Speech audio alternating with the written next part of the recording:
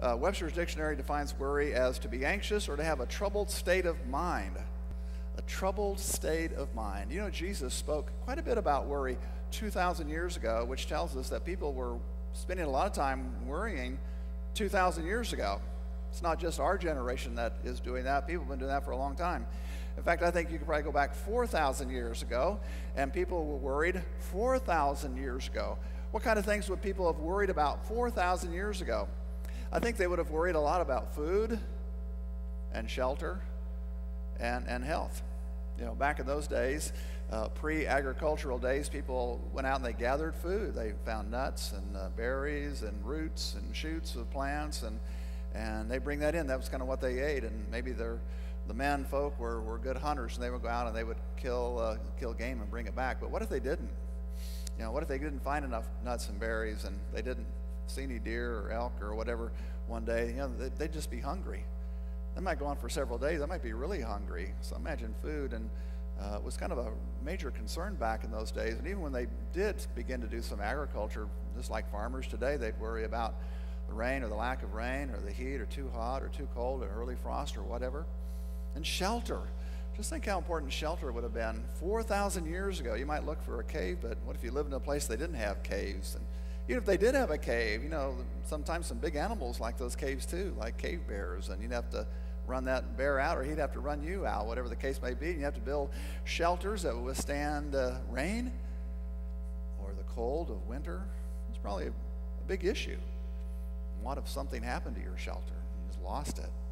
If you were a young man and you were out hunting in the mountains, and you tripped and fell and you broke your leg, that's probably a fatal injury. Something we kind of don't take so seriously today, but 4,000 years ago, you know, if you broke your leg, that might be a quick death. And if you were the main breadwinner for your family, then your family might go hungry too, just with a broken leg. You know, we've always worried about something. We just kind of change what we worry about. Those concerns 4,000 years ago are not the concerns of most people, but probably some people still have some of those concerns. But one thing that always remains common, I think, whatever millennia we're talking about, is uncertainty. And we live in a world that is kind of filled with uncertainty. And we kind of worry about things that we're not certain of. You know, will my health remain good? Will I lose my job in this recession? Or will I get my job back again? I already lost it, but will I get it back? Will I get sick? Will I marry? Will I get divorced? Will I graduate from college without a huge debt? There's always something that people worry about all the time, I think. And we kind of have regional worries. If you're living in Syria today, you're probably, if you're a family, you're probably worried about, is your house going to survive some kind of aerial bombardment? Will the soldiers, whatever side, come down your street, and will your family members get shot, killed, or severely injured? Right now, worry is their main concern. If you lived in China or India, if you're a young man, you might worry that you might not find a young lady to marry. Why would you think that? Because female infanticide is really pretty common in those countries, and male babies are preferred over female babies. And so now with the sonograms and all, we can kind of find out what sex the fetus is. And a lot of families, when they find out that that baby inside mom is a female, they'll abort that baby. And sometimes they kill infants after they're born if they're female, because females just aren't highly valued. And so in India, in China, in a lot of places now, there are only 80 girls for every 100 boys. That's 20% of the population. So at some point in time, that's going to be kind of a critical issue, I would think. Will there be anybody that I can marry? I don't know if they've thought about that or not. If you live on an island in the South Pacific, and global warming is true, and the oceans are rising, that little island that you live on and your ancestors lived on for generations may be underwater one of these days. So it kind of depends on where you are. We kind of worry about different things. There have always been things for people to worry about. But what good is worry? What tangible benefit is there to us for we who worry? What does it produce? What are the fruits of worry? What good fruits does it produce? Probably very little. Jesus said 2,000 years ago, don't worry about tomorrow. Get that? Don't worry about tomorrow. Don't worry about tomorrow. How do we do that? How do we not worry about tomorrow? Well, I'm going to give you 3 practical and biblical instructions against worry. This is pretty short and a pretty simple sermon today. Let's go back to what Jesus said, don't worry about tomorrow. In other words, you have a choice. You can choose to worry, you can choose not to worry. You don't have to worry. You're not forced to worry. You may think you are. Circumstances will force you, but really, actually not. You don't have to worry. You can think about other things than the things that you might worry about. You know, if you're a person who tends to worry, you might start your day by thinking about how good this day is going to go. What things am I looking forward to? What things am I eager to do and to spend my time and work, whether around the house or in my job, with my career? What are you looking forward to? Give thanks to what things that you're looking forward to. Start your day with a prayer of attitude, with an attitude of gratitude and thankfulness.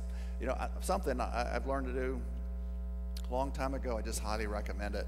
We probably ought to do it every day, is to take a piece of paper out and just list everything that you can give thanks for, that you're grateful for, that's going well, that you appreciate, that makes your life better. You should, need a lot of paper to do that.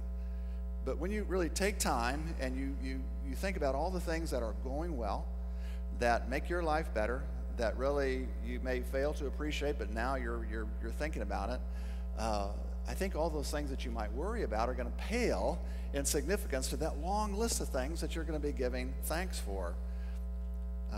Start your day with an attitude, God, help me to see the things that are beautiful, the things that are good. May I enjoy the people that I'm going to come in contact today. May I see people like through the eyes of Jesus. Even the people that I maybe don't always like being around, may I see qualities in them that Jesus would have seen and tried to bring out the very best in people. May I try to do that too. Just take a very positive approach to your day. Not to be dwelling and focusing on things that are troubling to you, but let's focus our thoughts on things that will bring us joy and satisfaction and pleasure in our life. Second thing, pray. James said, and we just read that, when you ask, you must believe and not doubt. Those who doubt should not think they will receive anything from the Lord. They are double-minded and unstable in all that they do. Okay, a double-minded person, you just can't make up their mind one way or the other. Have you ever been around a person? I imagine sometimes there are waiters or waitresses at restaurants who are waiting for someone to make up their mind. Well, do I want to get this? Yeah, no, maybe I want to get that. No, I'm not sure. You know, it's kind of frustrating to be around someone who's double-minded. They're always kind of going back and forth. I imagine God gets kind of frustrated with us every once in a while because we're kind of double-minded. We say we're going to do this, but we don't do that. We pray for this, but then we act like we're not praying for that. So James is saying, don't be double-minded, but have a single-minded purpose for your life. You know, Dave Ramsey, I think, he's a Christian financier, and I think he's really improved the lives of probably millions of people with his Financial Peace University. And his approach is an approach that we can use, I think, in our everyday life. But if we just look at his program for a minute, he talks about having financial peace. How do you get financial peace? And he said, well, you got to get out of debt. And of course, we've come through like one of the worst 4 or 5 year periods of our nation's history. And one of the reasons that we've had such a difficult time is that our country has been in such massive debt, but our individual citizens have been in over their head with debt as well. So this recession has really hit a lot of people hard. So I said, you got to get out of debt. And the way you get out of debt, you got to cut up your credit cards. Cut them up and throw them away. Stop using credit cards. And if you don't have the money to pay for something now, then delay gratification. Then don't try to get it. When you have enough money saved up, then go ahead and get it. Create a budget and then stick to your budget. If you have, say you want to spend $100 a month on entertainment, going to a movie, going out for dinner, put $100 in an envelope, and then whenever you do something of entertainment value, take it out of that envelope, and if you spend all the money halfway through the month out of your entertainment envelope, then you're through for the month. Then you have to delay gratification for the next month. If you're in a lot of debt and you have multiple debts, then approach those debts by taking the smallest debt, paying it off first. Then combining what you were paying on that debt to the next debt, so you're making double payments on the next debt.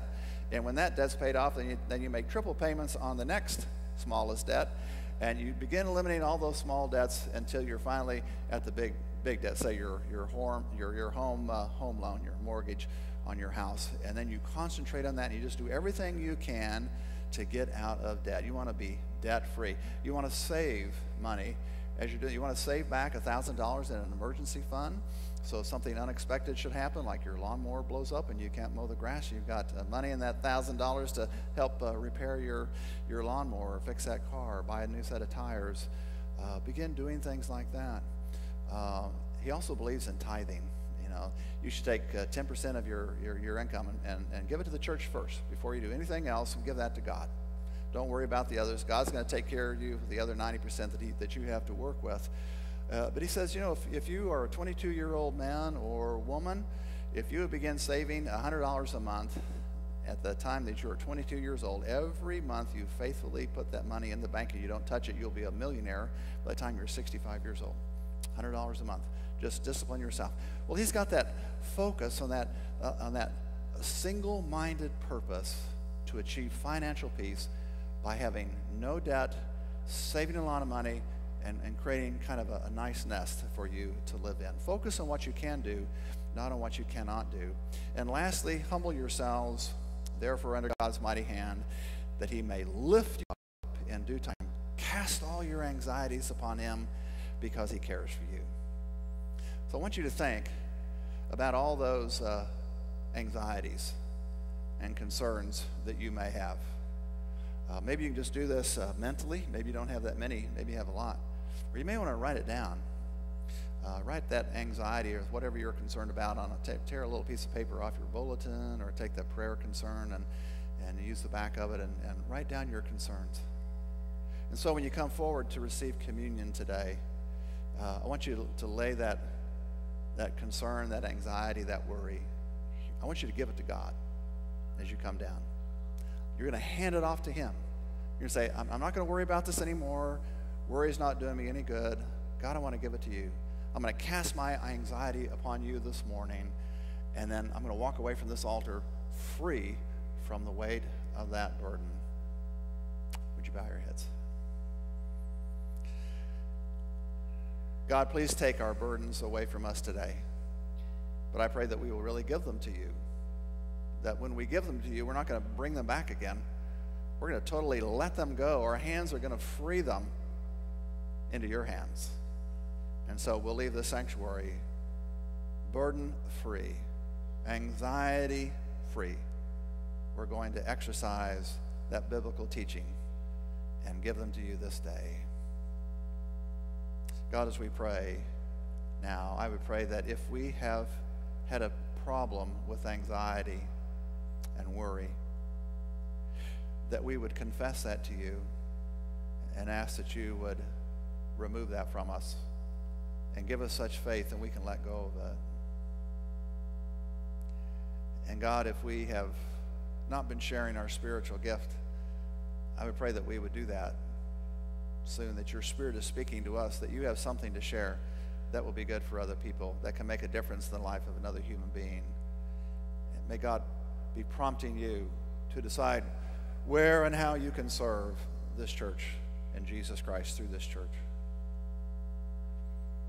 If our relationships with others are not good, and we have an unforgiving spirit, we're holding on to anger and resentment, I pray that we can also leave that here at the altar today. This is the time to get right before you, God. So may we make our confessions to you at this time, silently to ourselves.